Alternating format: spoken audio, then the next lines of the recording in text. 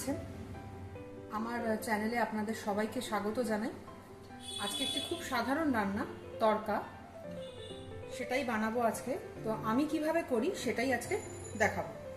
আমি পাঁঠার একটু চর্বি ইউজ করব এর মধ্যে, তাই আমি সকালবেলা উঠে আগে তড়কার ডাল আর সামান্য একটু ছোলার ডাল একসাথে ভিজিয়ে রেখেছি।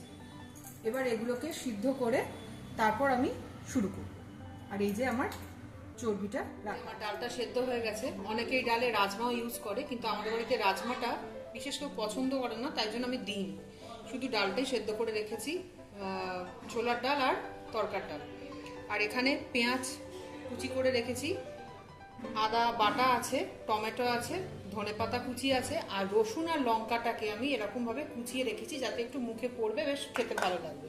আর চর্বিটাকে পিস পিস করে কেটে রেখে করে সর্ষের তেল দিয়েছি, আর তার সাথে দিচ্ছি গোটা গরম মশলা আর একটু গোটা জিরে, তেজপাতা।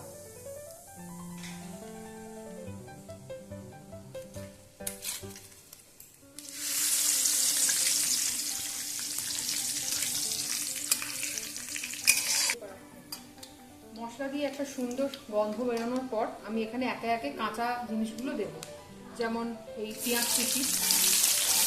আপনারা সবাই তড়কা করার সময় তড়কা মশলা আজকাল বাজারে বিক্রি হয় প্যাকেটে, সবাই ইউজ করেন, কিন্তু অনেক সময় তড়কা মশলা না থাকলেও কিভাবে তড়কা করা যায় আজকে আমি সেটাই দেখাবো। আমি সেটাই করি। অনেক সময় মশলা না থাকলে আমি মশলা ছাড়াই নিজের মতো করে তড়কাটা করি, কিন্তু খেতে কোনো অংশে তার থেকে কিছু কম লাগে না।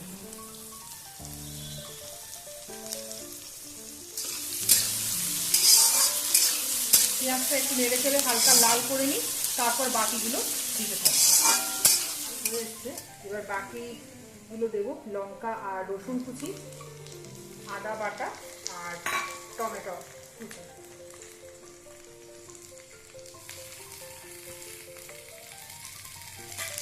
তেল এখানে আমি একটু কম ইউজ করেছি, যেহেতু চর্বি আছে তার থেকে অনেকটাই তেল বেরোবে, সেই জন্য আমি একটু তেল একটু কম করে ইউজ করব। কমপ্লিট হয়ে গেছে। এবার আমি কিছু রেগুলার মশলা এখানে ইউজ করব, যেমন হলুদ গুঁড়ো। যেহেতু আমি তড়কার মশলা দেব না, সেই জন্য তার বদলে আমি বাড়ির মশলাগুলি একটু ঠিকঠাকভাবে দেব। হলুদ দিলাম, লঙ্কা গুঁড়ো, জিরে গুঁড়ো, একেবারে বাড়ির মশলা, রেগুলার যে মশলাগুলো আমরা ইউজ করি। ধনের গুঁড়ো,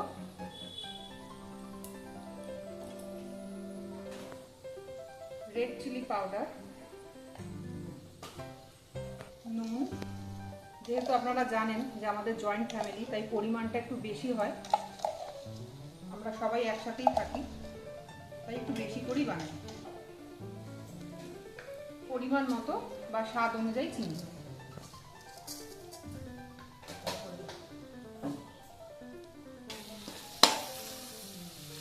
সামান্য একটু জল দিয়ে মশলাটাকে ভালো করে কষাবো। দেখবেন খুব সুন্দর একটা গন্ধ বেরোবে। ভালো করে তেল ছাড়া অবধি এটাকে কষতে হবে। দেখুন কি সুন্দর একটা রং এসছে। করে দেখতে পারেন, ছোট বড় সবাই ভালোভাবেই খাবে, আর বুঝতেও পারবে না যেতে তড়কার মশলা নেই। অনেকেই করেন তড়কা মশলা ছাড়া, আমি এইভাবে করি। এবার আমি এর মধ্যে তড়কা ঢেলে দিয়ে ভালো করে, তড়কার ডালটা ঢেলে ভালো করে মিশিয়ে নেব।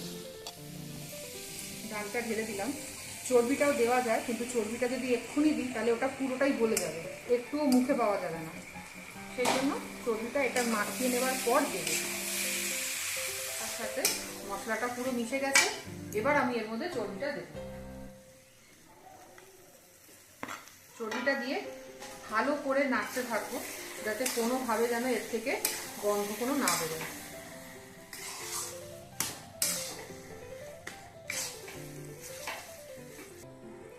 চর্বি থেকে তেলটা ছাড়ছে আস্তে আস্তে। এই পর্যায়ে আমি এবারটাকে জল দিয়ে সেদ্ধ করব। বেশি জল দেব না, কেননা তড়কা আমাদের সেদ্ধই আছে ডালটা, কিন্তু চর্বিটার জন্য অল্প একটু জল দেব, যাতে মশলা আর চর্বি দুটোই সেদ্ধ হয়ে রেডি হয়ে যায়। তড়কা রেডি হয়ে গেছে, দেখুন কি সুন্দর রং এসছে। এবার আমি এর মধ্যে একটু গরম মশলা দিয়ে দিলাম আর একটু কাসুরি মেথি হাতে ভালো করে রগড়ে দেব।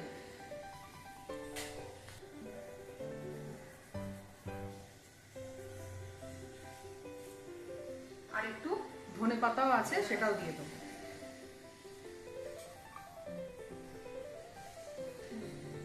এবার এটাকে নেড়ে চেড়ে গ্যাসটা অফ করে খানিকক্ষণ দমে রেখে দেবো, তারপর বাটার দিয়ে সার্ভ করব।